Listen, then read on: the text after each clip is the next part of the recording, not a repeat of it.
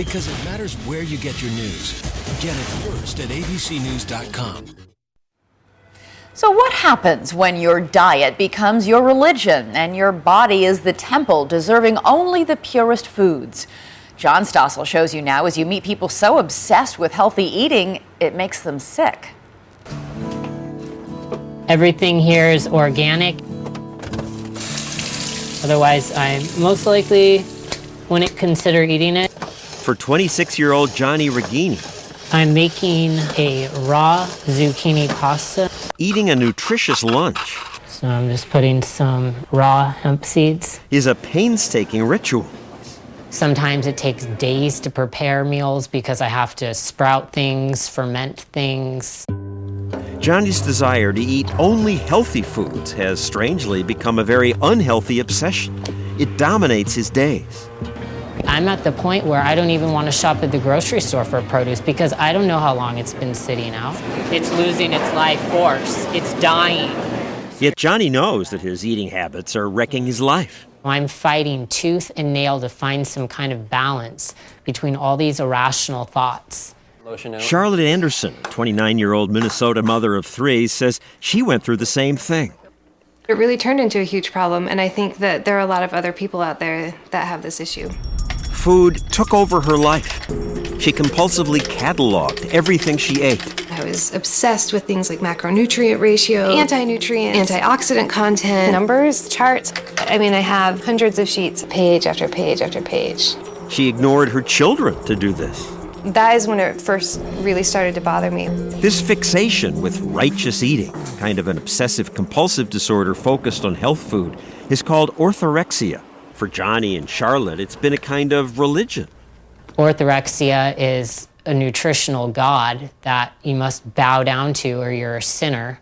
The term was coined by the author of the book Health Food Junkies, Dr. Stephen Bratman.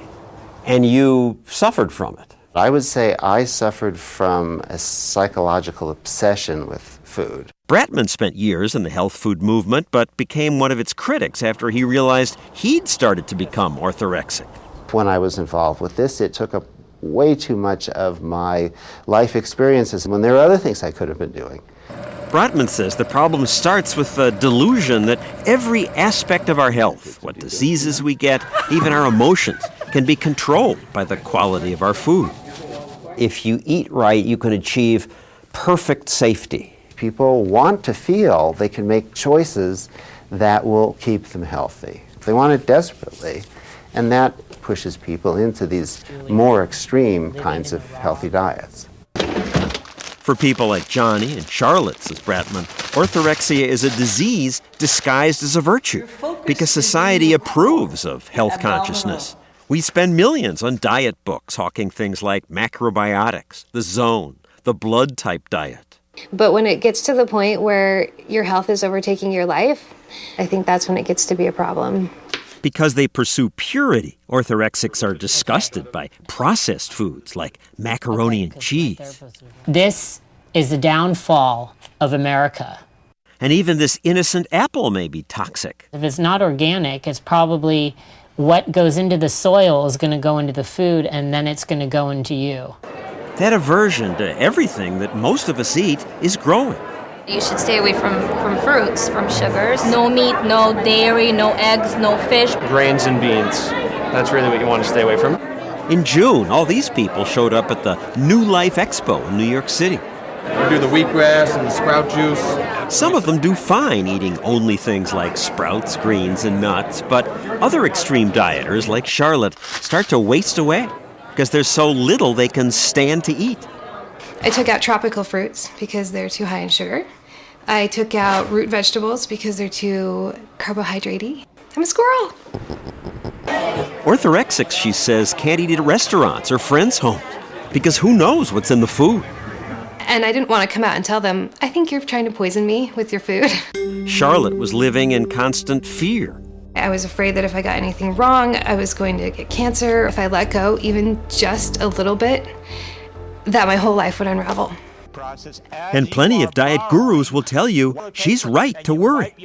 You become what you consume. You consume dead food, and death accelerates its presence. Eventually, it takes over.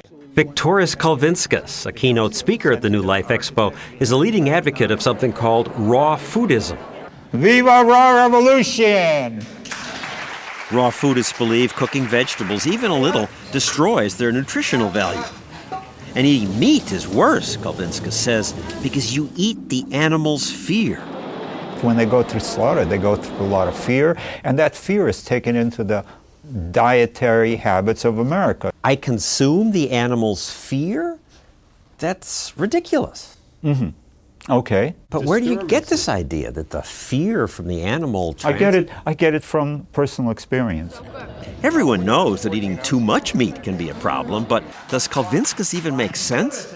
All over the world, as people have gotten wealthier, they're eating more cooked food, more meat, and lifespans keep increasing. Americans eat more meat than ever. That's correct, and they're sicker than ever. But we're living longer than ever. Living longer doesn't mean quality of life. But you say it's causing all these diseases that are killing people. That's right. But the fact that we're living longer contradicts that. It doesn't contradict that. It only says that you're living longer under medical intervention. These are not natural, whole people. Is Johnny more of a whole person? Is Charlotte, as she declines invitations and ignores her kids while spending hours writing down everything she puts in her mouth? I would just sit on the kitchen floor and cry. Orthorexia can kill. It led to this woman's death. What will happen to Charlotte and Johnny? I'm fighting tooth and nail to find some kind of balance. I don't want to die.